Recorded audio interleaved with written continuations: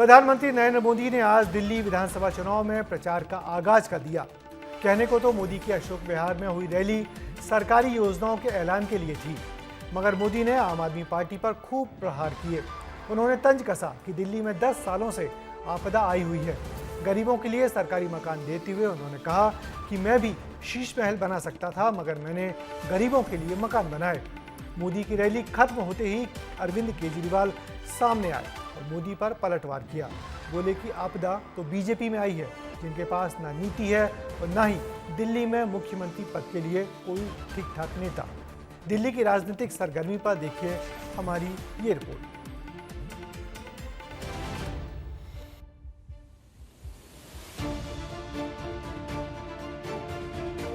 साथियों, देश भली भांति जानता है कि मोदी ने कभी अपने लिए घर नहीं बनाया, लेकिन बीते 10 वर्षों में 4 करोड़ से अधिक गरीबों के घर उनका सपना पूरा किया। दिल्ली में कड़ाके की सर्दी के बीच आज आम आदमी पार्टी के पसीने जरूर छूटे होंगे, क्योंकि प्रधानमंत्री ने दिल्ली विधानसभा चुनाव की तारीखों के ऐलान से पहले ही चुनावी बिगुल फूंक दिया है। उत्तर पूर्वी दिल्ली में हुंकार भरी है। 4,500 करोड़ रुपए की परियोजनाओं की सौगात दी है। इसमें वीर सावरकर के नाम एक कॉलेज भी शामिल है। प्रधानमंत्री ने जेजे यानी झुग्गी झोपड़ी क्लस्टर के लिए स्वाभिमान अपार्टमेंट, नौरोजी नगर में वर्ल्ड ट्रेड सेंटर का उद्घाटन, दिल्ली विश्वविद्यालय में 600 करोड़ रुपए की परियोजनाएं, साथ ही ग्रामीण इलाकों को जोड़ने के लिए रिठला से मेट्रो प्रोजेक्ट की आधारशिला रखी है। प्रधानमंत्री जिस घर का निरीक्षण करते नजर आ रहे हैं वो स्वाभिमान फ्लैट है। झुग्गी झोपड़ी में रहने वालों को ये स्वाभिमान फ्लैट्स की चाबियां दी गई हैं। ये अपार्टमेंट दिल्ली के अशोक विहार में बनाए गए हैं। झुग्गी झोपड़ी में रहने वालों को फ्लैट की चाबियां दी गई हैं। इनमें कुल 1,675 फ्लैट बनाए गए हैं। हर फ्लैट पर 25 लाख रुपए खर्च हुए हैं। लाभार्थियों को इसके लिए 1,41,000 रुपए देने होंगे। साथ ही रखरखाव के लिए 30,000 रुपए भी एक्स्ट्रा लिए जाएंगे। अशोक विहार स्थित स्वाभिमान फ्लैट की चाबियां मिलने के बाद लाभार्थियों की खुशी का ठिकाना नहीं रहा। हर कोई प्रधानमंत्री को धन्यवाद कहते नहीं थक रहा था। मध्य प्रदेश के हैं हम, यही बताए, और जिला टीकमगढ़ हमारा है।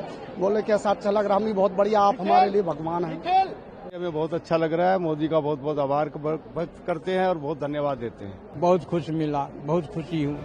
दिल्ली को सौगात देने के अलावा प्रधानमंत्री ने आम आदमी पार्टी से लेकर इंदिरा गांधी पर जमकर निशाने साधे। अपने लिए घर नहीं बनाया, मैं भी कोई शीश महल बना सकता था। जब आपातकाल का समय था, देश इंदिरा गांधी के तानाशाही रवैये के खिलाफ लड़ाई लड़ रहा था। उस समय मेरे जैसे बहुत साथी अंडरग्राउंड मूवमेंट का हिस्सा थे, और उस समय ये अशोक विहार मेरा रहने का स्थान हुआ करता था। दिल्ली की हर गली से आवाज आ रही है, आपदा को नहीं सहेंगे, बदल के रहेंगे। दिल्ली वालों ने आपदा के विरुद्ध जंग छेड़ दी है। इधर प्रधानमंत्री के ये बयान जब केजरीवाल के कानों तक पहुंचे तो उन्होंने बिना देर किए पलटवार भी कर दिया और कह डाला कि काम करने वाले लोग गालियां नहीं देते। इतना ही नहीं, कांग्रेस पार्टी ने भी आवाज बुलंद की और दिल्ली यूनिवर्सिटी में वीर सावरकर के नाम पर कॉलेज बनाने पर ऐतराज जता दिया। आज प्रधानमंत्री जी बोले दिल्ली में आपदा आई हुई है। आपदा दिल्ली में नहीं आई, आपदा भाजपा में आई हुई है। 3 तरह की आपदा भाजपा में आई हुई है। पहली आपदा, भाजपा के पास सीएम चेहरा नहीं है। दूसरी आपदा, भाजपा के पास नैरेटिव नहीं है, उन्हें पता ही नहीं चुनाव किस मुद्दे पे लड़ना है। तीसरी आपदा, भाजपा के पास कोई भी एजेंडा नहीं है इस चुनाव के लिए। सावरकर जी का दिल्ली के आसपास या इधर कोई बहुत बड़ा योगदान नहीं रहा। दिल्ली में एक से क्रांतिकारी, और दुखद यही है कि भारतीय जनता पार्टी के स्वतंत्रता संग्राम में मुखबिरी तो की इन्होंने, योगदान नहीं। दरअसल केजरीवाल को ये कॉन्फिडेंस दिल्ली की जनता से ही मिला है, क्योंकि 2020 के विधानसभा चुनावों में आम आदमी पार्टी ने 70 में से 62 सीटें जीती थी। कांग्रेस का खाता तक नहीं खुला था। वहीं बीजेपी 8 सीटों पर सिमट गई थी। हालांकि 2004 आम आदमी पार्टी के लिए काफी चुनौतीपूर्ण भी रहा है।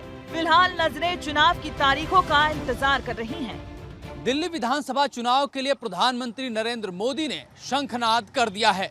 उनके शंखनाद से जहां भारतीय जनता पार्टी के खेमे में जोश का संचार बढ़ गया है, वहीं दूसरी तरफ आम आदमी पार्टी के खेमे में चिंता और चुनौती दोनों बढ़ गई है। आम आदमी पार्टी के सामने जहां प्रधानमंत्री नरेंद्र मोदी की राजनीतिक ताप की चिंता सता रही है, वहीं कांग्रेस क्या रुख अपनाएगी उसको लेकर के धुगधुगी भी बढ़ी हुई है। अब देखना होगा कि राहुल और प्रियंका जब चुनावी मैदान में रैलियां करने उतरेंगे तो केजरीवाल पर किस तरह से निशाना साधेंगे। कैमरा पर्सन रेहान खान के साथ में अमृत तिवारी, विस्तार न्यूज, दिल्ली। दिल्ली में इस बार चुनाव आसान और एकतरफा नहीं होंगे। बीजेपी ने आम आदमी पार्टी को सत्ता से उखाड़ने की पूरी कमर कस ली है। मोदी ने आज की रैली में साफ कर दिया कि आम आदमी पार्टी के नेताओं के जेल जाने की घटनाओं और घोटाले को मुद्दा बनाएंगे। साथ ही गरीब कल्याण की ज्यादा से ज्यादा योजनाएं सामने लाकर हितग्राहियों को भी पार्टी के पक्ष में एकजुट करेंगे।